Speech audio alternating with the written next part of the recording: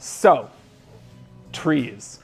I'm super excited to learn because this is probably the biggest question that I've gotten from clients that are building townhouses, DADUs, or just hoping to build in the future. There's a lot of confusion around tree code, and I think a lot of us moved to Seattle because this is a beautiful place to live. And one of the things that makes it beautiful is the mountains and the trees and the ocean and the sound. So there's this like dichotomy between us as developers where like we want to build as much as we can and make money, and then also the fact that most of us who moved here because it is a little slice of paradise in a lot of ways, and a city that does feel more green and beautiful than a lot of cities. So I'm really excited for our guest because she's going to talk, I think, a little bit about both sides of that coin, because she is an arborist, but she also has done her own development projects. And getting to know her just a little bit at the table, I think she's going to have some good stuff for us. So please welcome Mary Ellen.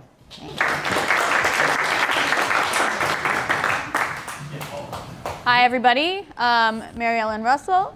As you mentioned, I'm a landscape architect and an arborist. I'm really a landscape architect, but as I was working initially on public projects and then increasingly on private projects, I found that tree code and tree rules were often a sticking point, and that the people who were hired to help navigate that tended to be arborists of the tree cutting, tree pruning variety who weren't really knowledgeable about, you know, how development happens and the needs of the project and kind of what information we needed from them.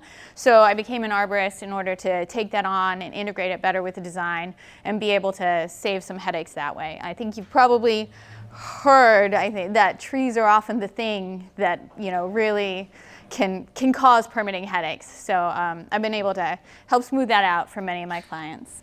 Can people do, raise hands if you're looking at properties mostly inside the city of Seattle? Yeah. And people who are more in other jurisdictions in the region? They're looking nice to see you. Okay. And are people looking more, if it's residential, DADU, AADU that you're interested in? Yes. And anybody looking at multifamily, low rise? Okay, great. So The down button will. the down button. Yeah. Perfect. There's my contact info. I do have cards, and I'll come back to that at the end. So I'm going to talk a bit then about more general issues with trees and development that are applicable to all jurisdictions and all projects, and kind of how you can think about it and how you can avoid some of the headaches. The rules from one zone, jurisdiction to another are variable, but they do follow some broad similarities from one to the next. So the first thing that many people, the first hang up is, what is tree protection? You'll hear a lot about tree protection, but what do we mean when we say tree protection? And the answer is tree protection is root protection. People think of the tree as the part above, but there's an equal amount below the soil, and that's the part that we really need to protect during development. They rely on the roots, of course. They need water, micronutrients, and stability, right? And so even if you cut a bunch of roots, you have to consider all of these factors. Am I cutting so many that the tree's going to become stressed and die in 3 years? And then am I also cutting so many, say, all on the same side, that it could be dangerous? It could fall down in the next storm. People are often asking me, well, what about the canopy? Isn't that important? And the answer is, yes, it is, but not quite to the degree that you would think. It's generally pretty easy to avoid impacts to the canopy, and when you are doing development and you do need to, say, limit up in order to build a taller building that used to be there, this is generally easy to do in a way that's not going to hurt the tree too much, because you can see exactly what you're doing. So what you can do is just hire a tree crew that has an arborist on staff to come, and they're going to prune, in keeping with International Society of Arboriculture guidelines, not take more than 1/4 of the canopy off at any one time, and this is unlikely to cause a problem. And so for this reason, you usually don't need a permit to prune a tree.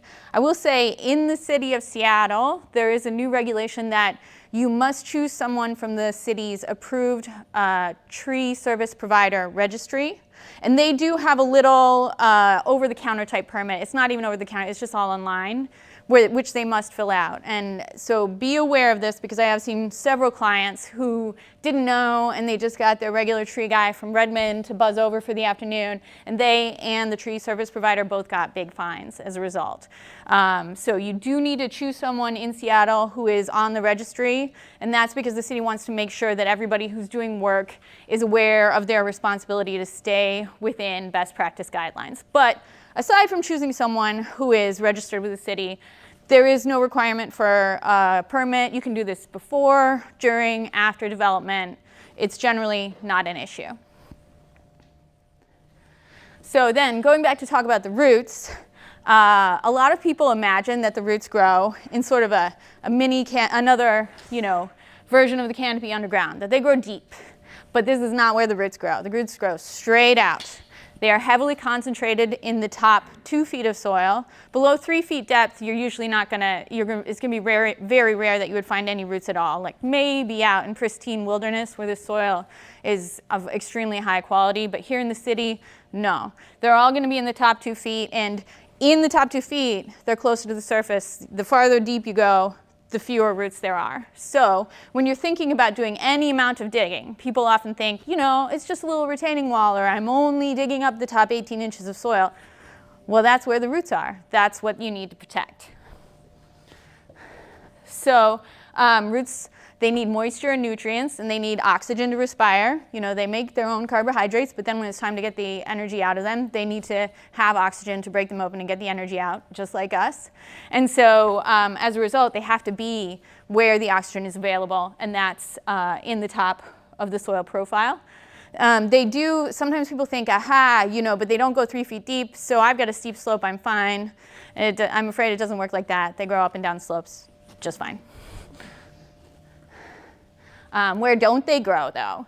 They don't tend to grow where the soil is bad. So under pavement, the soil has been compacted as part of installing the pavement. There's very little water. There are very few nutrients. Now, we've all seen them push up a sidewalk, right? They can go under pavement, and they will when there's something available for them there. So to get from here to here is not so hard, but from one side of the parking lot to the other is much harder. So typically, there are few roots under pavement. The larger the paved area, the less likely there is to be roots. And also, the thicker the pavement profile and the heavier the traffic it is, there's less likely to be roots. So say concrete, much less likely to be roots under concrete than under asphalt, which has a thinner profile and is more flexible and is a little bit easier for roots to grow into. And then when you're looking at buildings and walls, those are typically really a barrier for roots. Like there are no roots under your basement. It's much too deep. There's nothing for them there. And then even a retaining wall, if it's about 3 feet height, it's very unlikely that the roots are going to go down below the footing and make it to the other side. That's a true barrier to the roots. So then what damages roots? Because they're all in the top of the soil profile, excavation is the #1 way that roots get damaged. And the damage is exponentially greater as the excavation gets closer to the trunk. I mean, you can think of it like a haircut, right? The roots spread out, so you can trim the ends. But if you're close to the trunk, you're giving it a real tight shave, and that's going to be a much bigger problem because it cuts off everything downstream. Compaction also damages the roots. If you drive over soil again and again, it can become very compacted, almost to the density of concrete, and then roots are physically unable to grow through that density, and it can reduce oxygen and smother the roots that are there. And then likewise fill. You dump a bunch of fill on top of roots, and again, they don't have enough oxygen, and they will die. So for fill, you can get away with 3, 4, up to 6 inches of soil. Anything more than that, even if it's nice, fluffy landscape soil, you're going to be smothering roots. So what does this mean for your site plans and for your development?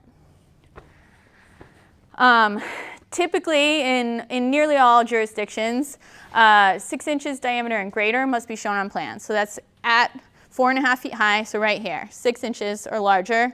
You've got to have it in your tree report and on your survey and show it on your plans. Trees 24 inches and greater are generally restricted on removal, and this does vary from jurisdiction to jurisdiction, but that is the threshold in Seattle and Kirkland and in a number of other localities around. When you're looking at trees that you're keeping and what you can do to around them, most codes allow no new impacts in the inner half of the canopy radius. And then total new impacts limited to about 1/3 of that outer canopy radius. Or you could look at it as 1/3 of the area under the canopy, or 1/4 of the area under the canopy, because they work out to be about the same when you do the math. Now some exceptions to that, because the roots don't grow under the houses. Houses are always free zone. If you have a building, you can take it down and you can replace it, and this is not a new impact. Roots are limited under pavement, but most jurisdictions consider that there might be some significant roots there, so they'll allow you to continue the use to replace the pavement, but they won't allow substantial grading. So you can replace your driveway, but not if you want to change the elevation.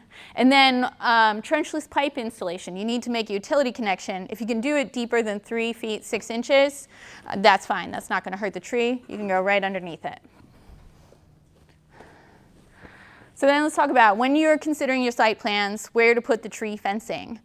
This is another one people often don't understand, that you have to draw tree fencing and you cannot touch what's inside. The city's going to consider that everything that's outside of the tree protection fencing is impacted, because you are going to have equipment driving all over it, compacting the soil. You're going to have stockpiles of stuff. If it's not inside a tree protection fence, it's an impacted area. So when you're drawing your plans, or when your consultants are drawing the plans, you have to consider placing the fencing at least half the canopy radius.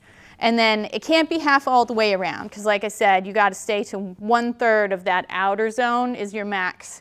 But say you got a tree, that's kind of near the side of your yard, you can do a straight line fence in front of it, and at the closest point, 1/2 of the canopy radius.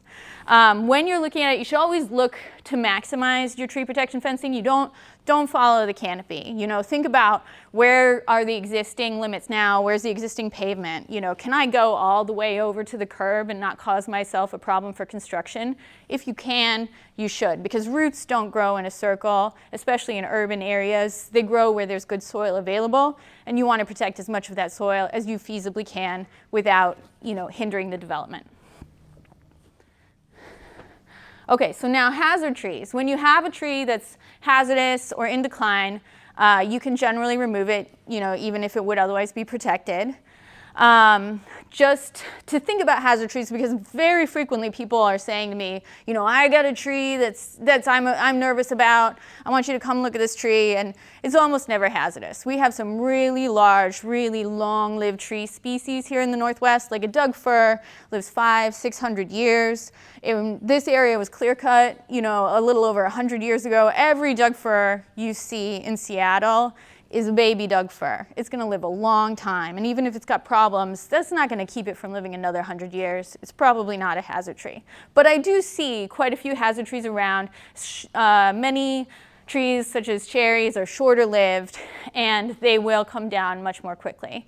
But even for the ones that are definitely hazardous, this is a slow process. When I'm out assessing trees, I'm always looking at a 5-year time horizon. Is it likely to have a problem in the next 5 years? And even when it's really obviously diseased, it's, if it's probable, if it could happen, that's when we're looking at taking it down. So it's rare that you have an actual imminent hazard from a tree, and trees falling and hurting people is extremely rare. So just to keep that in mind. But some things to look for, if you are looking for a hazard tree, you should be able to see obvious signs, such as big areas of missing bark, lots of dieback. This is a birch tree, and most of the birch trees in our region are dying right now due to bronze birch borer. A pest has come in and is causing, this is something I see every day. And then you should look, do you see any mushrooms growing on the tree? Mushrooms are a key sign that there's decay.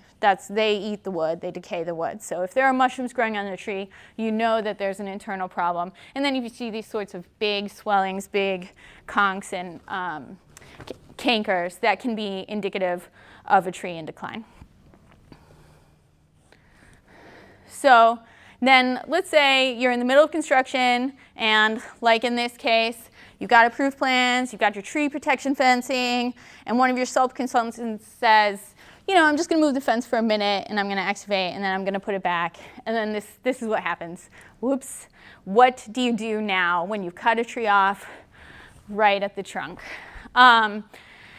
In the city of Seattle, you probably get a fine. And that fine can be, I've seen fines upwards of $100,000 for a single tree. If they think you did it on purpose, they triple the fine. If they think you didn't do it on purpose, maybe it's $30,000 or $40,000. But I've seen the arborists say, we consider that the likelihood the tree dies is high enough that we're going to consider it an illegal removal. If you're in some other jurisdictions, this one's in Medina, they're a little more forgiving, and construction had just started, so they said, okay, we're going to monitor the tree, and we're going to see, and if it seems like it's going to live, we'll let it go. If it seems like it's going to die, then you will look at fines and replacement and things like that. So in this case, we mulched what was left under the canopy with a nice 4-inch thick depth of mulch, and they watered it assiduously all through the summer. And I came back, and each time I came and checked it, it was fine. It did not have any signs of browning. So they were able to prevent it from having water stress. And by about the 3rd year, a tree that's had this sort of a haircut will have had enough time to stabilize its root system structurally and be, as good as it was before in terms of storm resistance. Those first 3 years are when it's at higher risk for falling. So if you make it through, to the end of year 3 and you don't see the browning foliage and you haven't had any huge storms that would knock it down, you're probably in the clear. The best way to do that is just to make sure that it doesn't get water stressed. So then I thought, yeah, that's the end of what I prepared about trees in general, but I'd be happy to take more specific questions about rules in Seattle or other jurisdictions that you're looking at working in. Yes? So question for you, so you said this escapes from Medina, so do you, if there's construction, how would the city have even known that someone did this? The inspector saw. They have inspectors going to the site regularly. So the inspector would hire someone like you to actually see what? The client hired me. Yeah, so the inspector said, we got a violation here, how are we going to resolve it? Okay. And the client hired me to come and look at it, and I proposed that we could monitor it while they watered. Okay. And the inspector accepted that, yeah. Okay. Yeah. Any other questions? Yes? Did that incur a big fine? That one, no. No, the tree lived. Yep, and it did not incur a fine. And sometimes smaller jurisdictions are a real grab bag because sometimes they play a little fast and loose, and that could work for you or against you. And in this case, it worked for them. Yeah. So in the beginning, you were saying that you need like a registered arborist. Yes. Is that to prune any tree or that specific trees? In Seattle, all tree service providers, anybody who does pruning, must be registered with the city. And they must have a registered arborist on staff, but it doesn't have to be an arborist who comes to your house and does the pruning. But if you're pruning anything 4 inches or larger, or any roots 2 inches or larger, so a branch about like this, a root about like that, you must have a registered tree service provider do it. Okay, so your regular landscaper that comes out and you're like, hey, can you prune this tree? They're not. Yeah, I wouldn't recommend it. Yeah, not in Seattle. Yes. So we live by a major green belt, which is not our property, but it's full of a ton of trees. Yeah. And so they do what's called, what is it, where they like take out certain limbs to make sure they won't fall on the house? What's that called? Oh, wind sailing? Yes. Yeah. How often do you recommend? Wind sailing is not a recommended practice. Oh. This is. Yeah. Tree services will try and sell you on it, but no, it's not. It does not help the trees be resilient to wind. So how do you protect from like we had in this last windstorm, a full-on tree was what? It was a 60, 70 foot tree that came down. Yeah. Well, you can never protect it entirely. Trees live a long time. They stay a long time, and they are able to withstand a lot of storms, but there are wind gusts that can take any tree down. Nothing survives a hurricane. It doesn't matter how strong the tree is. So there's no way to take the risk to zero. That will happen now and again. But the goal of the International Society of Arboriculture Standards is to not be doing unnecessary work on trees that are no more likely than any other tree to fall down. You know, that those super strong gusts can bring any tree down, but there's no reason to take out a tree just because it's a tree, you know, just because it could fall down if it gets a really heavy gust. I mean, trees have a lot of benefits, and we'd have to take them all down if that was our standard. Yeah. But so we also had one that was like angled pretty far, and I think the city let us come in and take it down because it was at risk. Yeah. So that doesn't require a permit or anything like that. Well, where do you live? Okay, I'd have to look it up. Most cities, if it's a hazard tree, you can have someone come out and do, there's a standard assessment that you do to look at, yeah, is this risk elevated compared to most trees around? And one of the things about the hazard form that you look at is not just will the tree fall down, but will it cause a problem? So like in the green belt, even if a tree comes down, you know, in the center of the green belt, it's not likely to cause a problem. Maybe it crosses a trail and you got to get out there with a chainsaw, but people don't go jogging when there's a big storm. So it's unlikely that there's a conflict there. Whereas in your yard, where it could fall on your house, that's a different story. So the standard is not just is the tree likely to come down, but is it likely to cause a problem when it does? Yeah. And then in cities, you can, if you have a tree that's a hazard tree, yeah, usually that's a no questions asked. You get your permit. Maybe there's a small fee. It depends on the city. Usually there's not. But you have to get that documentation in advance. Yeah. Yeah, I live in Sammamish too now, Oh, close yeah. to Cara, and there's a little bit of a witch hunt for trees going on in our city right now because so many of them went down in that bomb cyclone a few Yeah. months back. So like our neighbors chopped everything down. I'm pretty sure without a permit because Oh, they yeah. chopped it like all down. So I can't imagine them getting a permit.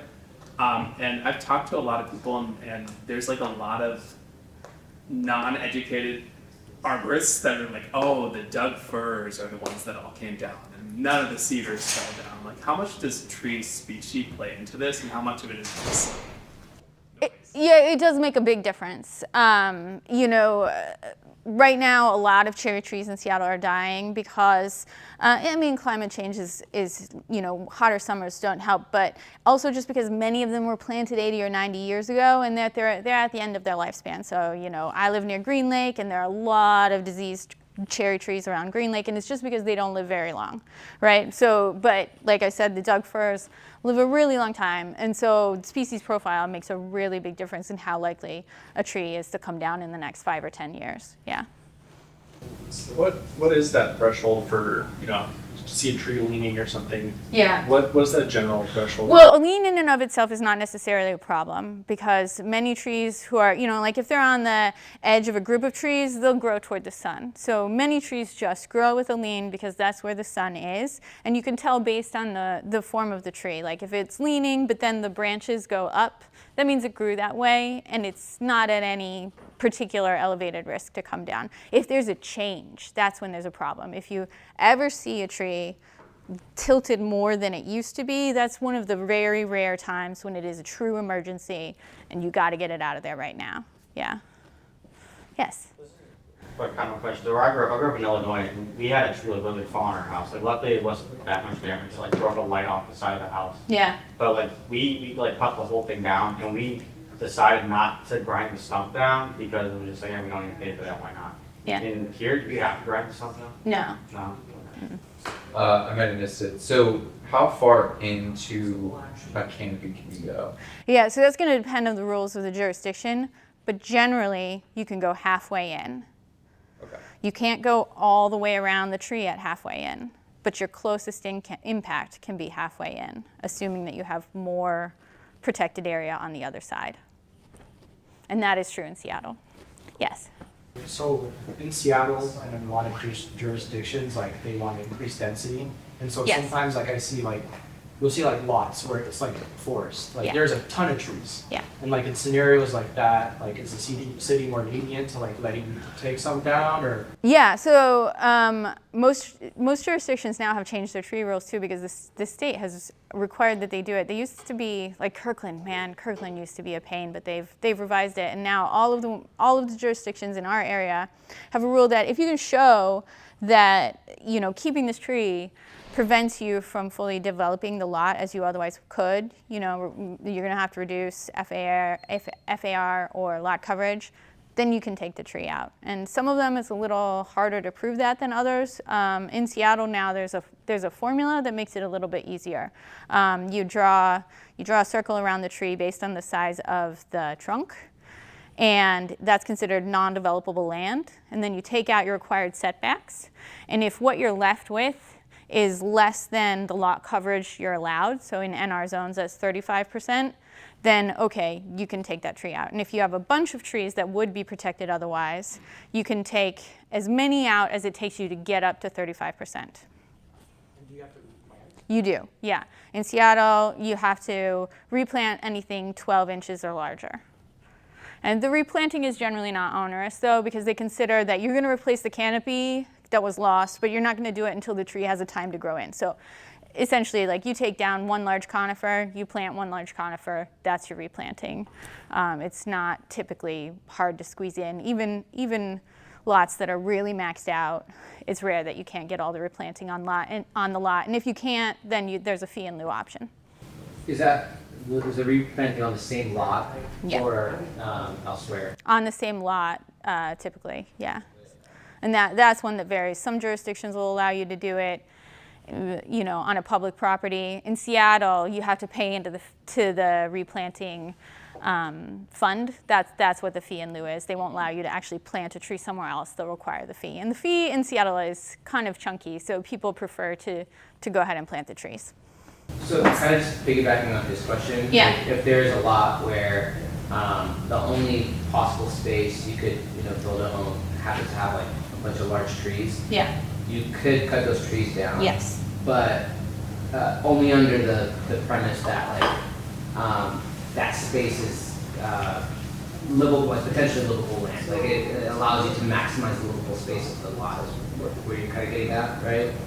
You have to be able to fully develop your lot. So yeah, so if you would be allowed to build, a 2,500 square foot house, but there's just not enough room to do it on the lot because of the way where the tree is, then you can take the tree out and you can build the house and you can replant. You're also allowed to take trees out if they're in the way of like your only chance for a driveway. There's just only one place a driveway could go. You can take a tree out for that. Or likewise, if there's a utility connection you have to make and there's no feasible way to do it otherwise, they'll let you take the tree out. When you're looking at lot coverage, there's a diagram according to a specific formula, so it's very cut and dried. There's no subjectivity to it. When you're looking at things like lot access and utility connections, they will allow you to do it, but that's where they're gonna say, why not do this other thing? I know it's more expensive, but it's feasible. So you have to consider that they won't necessarily allow you to do it in the easiest way if there's a harder way that would keep the tree. Now, is it the arborist that's making those recommendations, or is it like? It's the SDCI tree reviewers. Yeah, you got to convince them. Yeah. And who's doing the replanting? The developer. Yeah, as part of their landscaping at the end. How big is if you remove a large tree and you have to plant a large, you remove a large conifer, how big is the large conifer that you're putting back in? Oh, 2 inches diameter or 6 feet high. Sounds good. Yeah. You do have to have space for it though. This does get tricky sometimes when it's really maxed out and it's only 5 foot side yards. The standard is that a tree has to be at least 5 feet from the house. So that could be a situation where you might end up having to pay the fee. But usually there's some place you can get at least some of the replanting in. Yes? Are you allowed to use that green strip between the sidewalk and the road? No, there's another requirement that you have a minimum amount of caliper inches on the lot, and then planting street trees counts, but no, they don't count as replacement trees.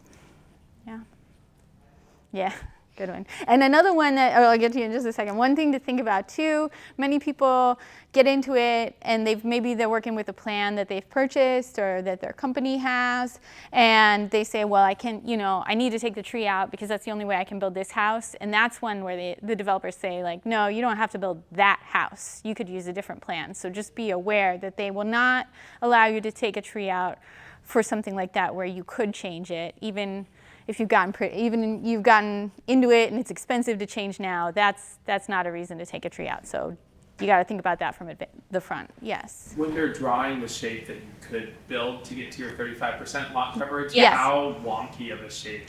Yeah. So if you have any area that would cause a part of the house to be less than 15 feet wide, you can exclude. Although, recently I've gotten comments back where they've said, that's only true if you would actually build there. You don't plan to build back there, you can't exclude that area. So that, we'll have to see if they continue to say that, because then you get into this circular process of like, well, I got approval, but then I put the house up here, so then the approval's gone.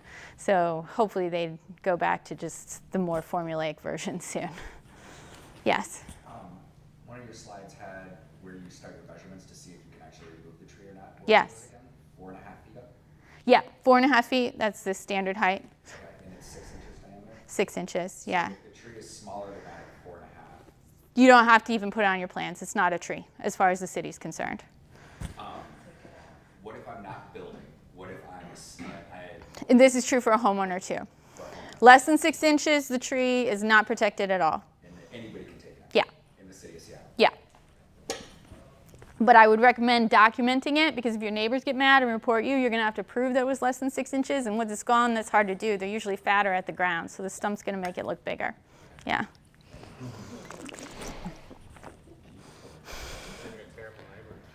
They do. You get really tall fences on all sides, so they can't see what's going on. Yeah. Yeah. Yeah. Yes. So we get in this business, obviously I'm not an arborist, but in our business a lot of times we get clients that are like, oh, like I'll just cut it on the weekend. Yeah. And like when you hear people say that, what do you tell them? I tell them that I have seen projects where they had fines more than $100,000 per tree. And honestly, they don't say that they do it, but SDCI punishes you by slow walking the process too. They do not want people making money off of illegally cutting trees. So for example, in that project where they started excavating before they had the permit, they didn't even take the tree out. It was still there, and it was about like that one I showed you, and I told them, you know, it might live. I've seen ones like this live, but they said, no, we're going to consider it removed, but it's going to take us a while to do the assessment of how much it was worth. And 2 years. 2 years they would not allow the permit to advance while they thought about that.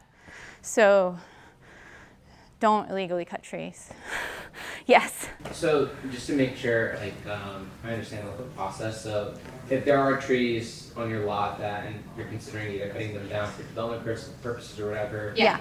like the first person you should talk to is arborist, and Yes. then like okay, so first the arborist, and then like who else like is like you know. Yeah, so this is when people often think maybe the trees could happen at the end, but no, the best thing to do is you're getting your survey right off the bat. That's when you get your arborist report. And when your architects are doing their initial feasibility, they need to know that tree info up front, because it really makes a difference. You don't want to get into your second round of corrections and realize you have to redesign the building and you're going to have to pay your architects to do another design. That's a nightmare scenario. So get the tree report first, and that way you'll have accurate information about where you can and cannot impact.